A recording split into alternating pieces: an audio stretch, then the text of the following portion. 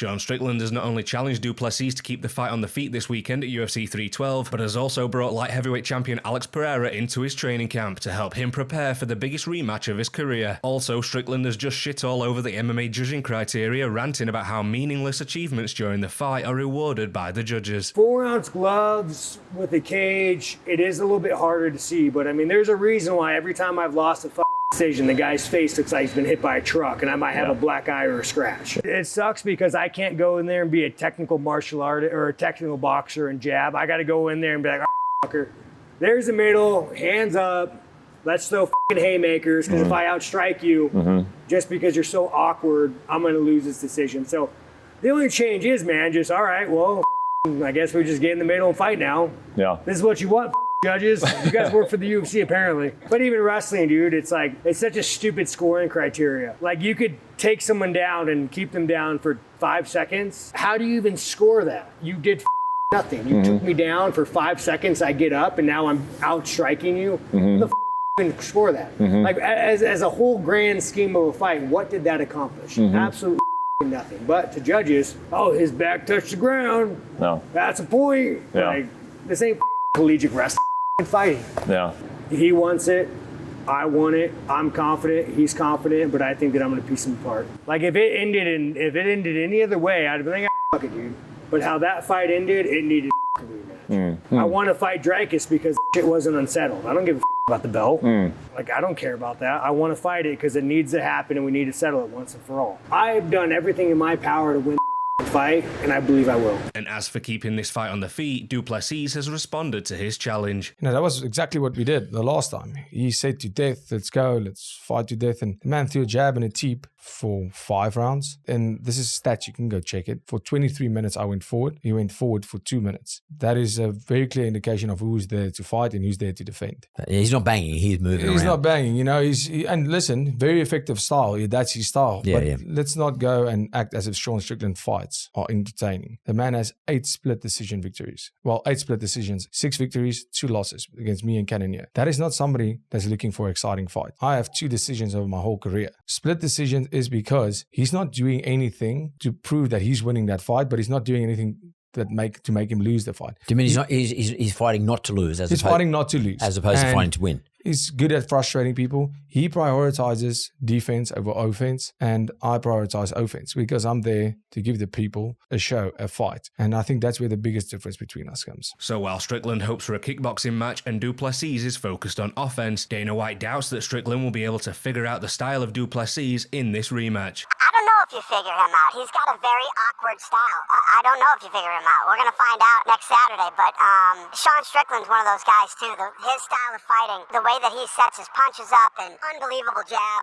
I don't know if you can really train to, bring somebody in to mimic Du Plessis. He's got a very awkward style. Daniel Cormier claims Alex Pereira is taking a huge risk by flying all the way to Australia to help with Strickland's preparation, and gives his theory as to why Alex would even consider this in the first place. Sean Strickland got knocked out by Alex Pereira on Alex Pereira's way to a world title, and then they started training together. And then Pereira cornered him. So that becomes a thing. We don't know what those training sessions look like, but I think what you don't understand is people on the outside is it's more than just the training. It's the bond that's built outside of the training. How much time are these guys spending together to build a relationship once they are outside of the gym? This, to me, tells me that Pereira and Strickland are building a relationship that's very strong. Why? Because we already know that Alex Pereira has a fight on the books. UFC 313 is going to be fighting a guy who could be his most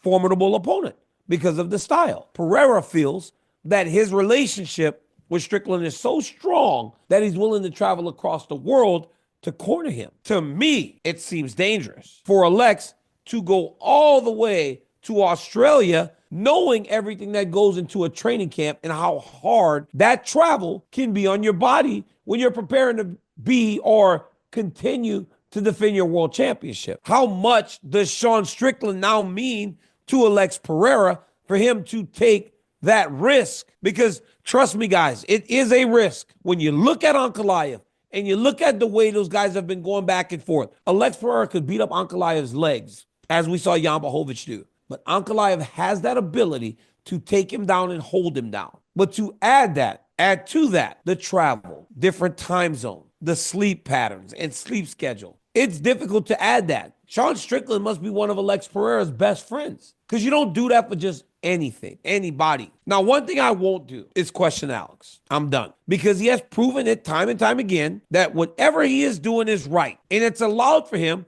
to become one of the greatest fighters of all time. Yes, he is one of the greatest fighters of all time in the shortest amount of time I have ever seen anyone build a legacy that is that strong or a resume that is that strong. Never seen it. This dude's the man. Meanwhile, on the Weighing In podcast, Josh Thomson believes this will only benefit Strickland and is unlikely to harm Pereira, since he still has a month to go before his fight with Ankalaev, and on top of that, he never stops training. Okay, I like that idea. Poatan, I think what it is with him is that he's never stops training. He's never not training. I mean, it seems like no matter where he goes and what he does, he steps into a room. If he's in Australia, he'll go train somewhere over there. He may fly to New Zealand and get some work in with the city kickboxing guys. But it all also depends on how close are the fights. I mean, I think it's right on that threshold. I mean, I wouldn't have traveled either if it was in that month threshold. You're kind of interfering with the last 4 weeks of camp. You're ramping up on week 4, week 3, and week 2 is your hard ramps. And then that last week is like your last hard sparring sessions, but you're actually dialing it down. So you're doing less, but you're going more intense. So Poatan, he's been through this. He's 38 years old. He knows exactly what he's doing. He feels comfortable doing the travel and coming back. I don't know how much cornering he's going to do for Sean Strickland. He doesn't speak English. It's very broken. I think it's hilarious though, because Sean has a way of making sure that all the shit he talks, that people sometimes still want to be around him. And it's remarkable. I'm surprised, to be honest. I mean, some of the stuff that comes out of his mouth, I'm like, man, how would anybody ever want to be around you? But, he gives good work.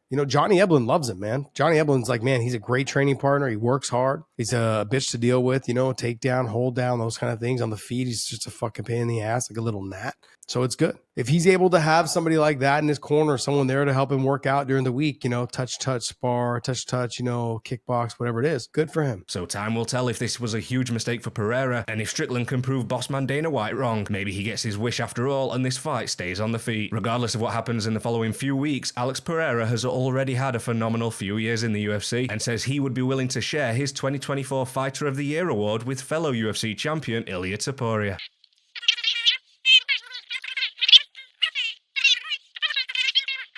Well, he did a lot of great things. I think I did my job. But you know what? When I won the MMA awards, I didn't say that, but I'm saying right now, I'll share this with him because he's also did great things, and he's a great guy that's bringing a lot of joy to people, so he deserves that award too. Wow. Então somos os melhores lutadores de 2024. So we both are the best fighters of 2024. Okay. What a guy. Anyway, comment your UFC 312 picks below, where you can also find all the interviews featured in this video, and then click here to continue watching.